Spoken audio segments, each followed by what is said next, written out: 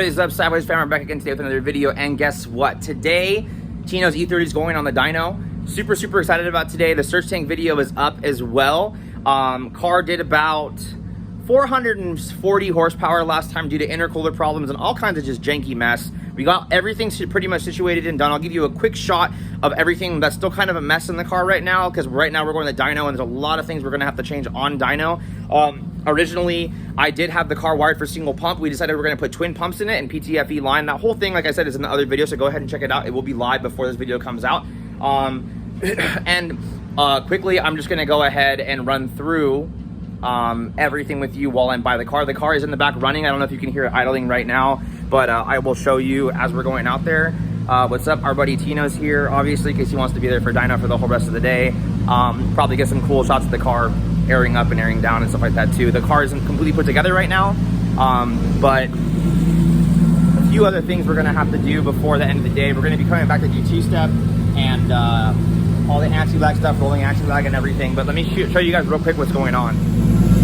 So she runs really good. Everything in the bay is cleaned up and finished, so not really much of anything in here. Obviously, we got to put a few little odds and ends, zip ties, and fix a few things before we're done with that.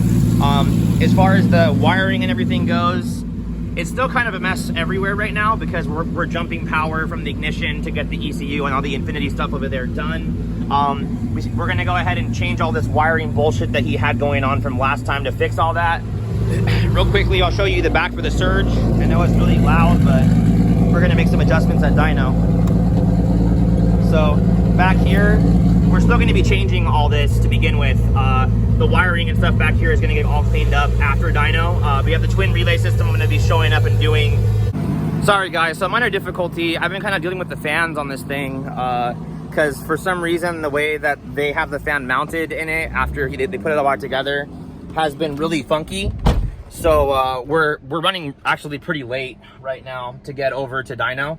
So we're gonna hop in the car right now. We're gonna go ahead and rush over there and just get this thing done, and then we'll do all the button and stuff when we get back. All right, friends. So we are here at Apex USA with our buddy Dyno Dan, and the E30 is getting put on the dyno right now. We did run late this morning and are a little behind schedule, but it should all be good to go. We just went ahead and hooked up all the fuel pumps and everything the way we wanted to get it hooked up to the ECU. So we're gonna go ahead and do timing right now and get it all loaded up and get going.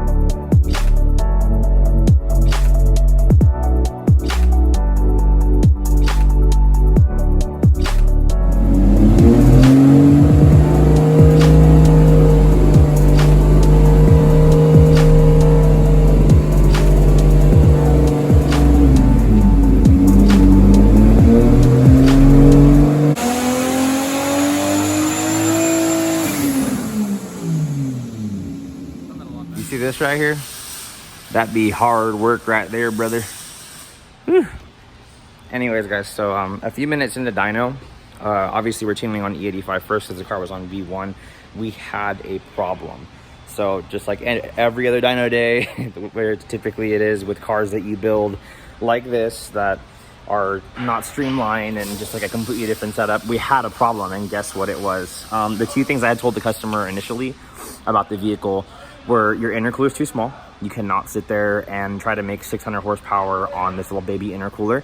I upgraded him to a better one that should have flowed enough. Well, it didn't flow enough. So what ended up happening, you'll see on dyno right here. So I had to pull the whole front end apart, cut out the whole front. I'll show you right now and actually we had to cut out the whole entire front area here to fit a full-size intercooler now. So that's all done. It's now like about 3 o'clock. We got here at about 10 o'clock.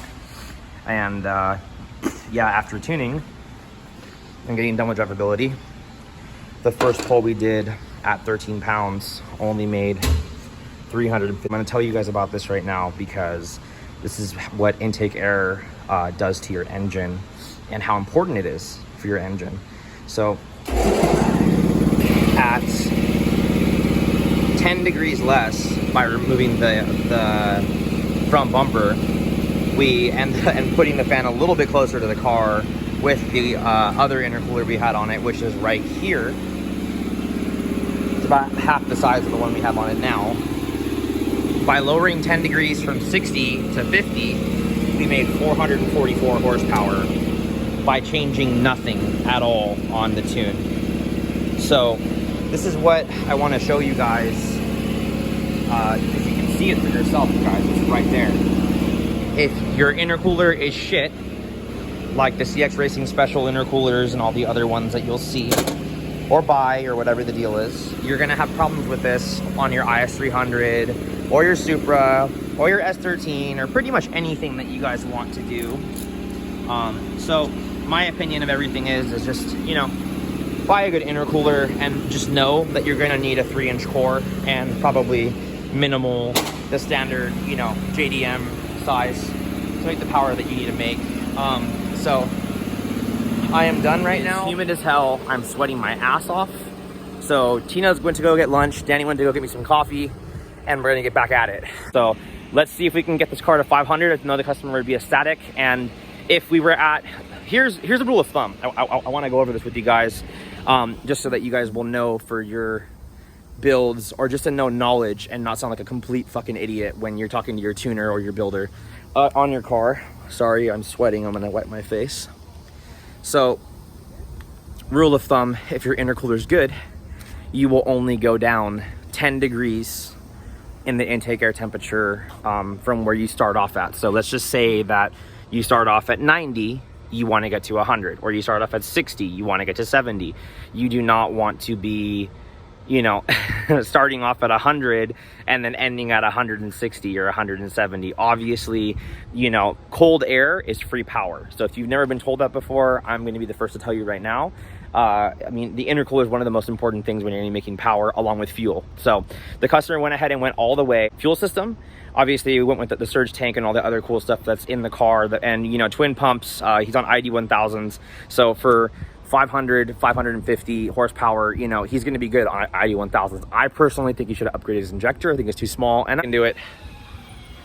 I guess lunchtime, let's go get back on it, actually get the pulls done and actually get it home, even if we cut the temp by half. Okay, so if we can get it from, let's just say it went down to 50 and it was at 60.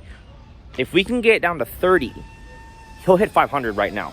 Okay, so I mean, I'm not expecting 10 because of the fact that we're still going to be like restricting a lot of stuff. The issue that there was is that this is a stance car, but he wants stance and aesthetics, and he still wants to have all the power that you would typically get with a Supra build or something like that, where it has a lot of free-flowing air, where it's no big deal.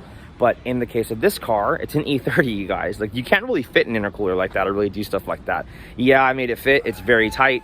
Yeah, fuck it, it got done. But now he has a better intercooler. This is probably the biggest and the best he can go for this car. I mean, I would have loved to have put a big old freaking monster Mark IV Supra 4x4 intercooler on that shit, and it would have done like probably 10 like it does on all of our cars. But hey, let's just see what happens, and let's get it done.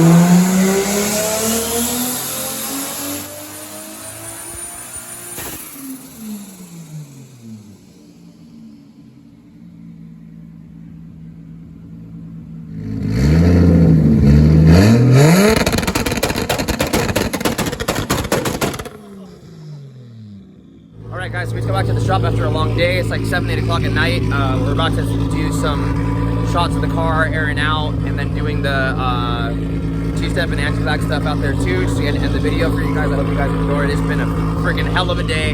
It's a hell of a mess everywhere, but the car's back together, and that's all that matters, so let's get it.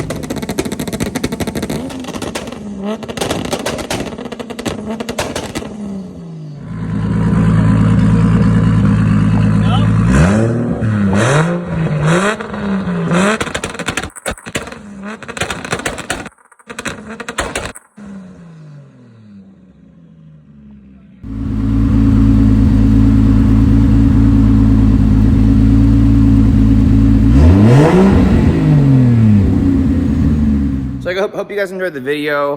Tino's car's done. You got to drive it home, cruise it around. Went ahead and aired it up, aired it down for you guys. Just some two-step stuff. The car did super awesome on dyno after you went ahead and changed the intercooler. I hope you guys learned a few things about intake air temperatures and how important it is to have your car stay cool during your pulls and during your racing and everything you're going to be doing to make the power that we all want to make to get to the goal that we want to get to without having lots of problems. So, I mean, take it from me. I mean, just learn it before building your car, just so that way you can have it done the right way the first time and you don't have to do it again. And if you guys have any questions, you feel free to message me. If anything you guys want to learn as well, or think would be a good idea for any other videos, feel free to hit me up as well. If you want to hit me up directly for anything, Instagram's always the best way to message me. And until next time, guys, thanks for watching. Peace.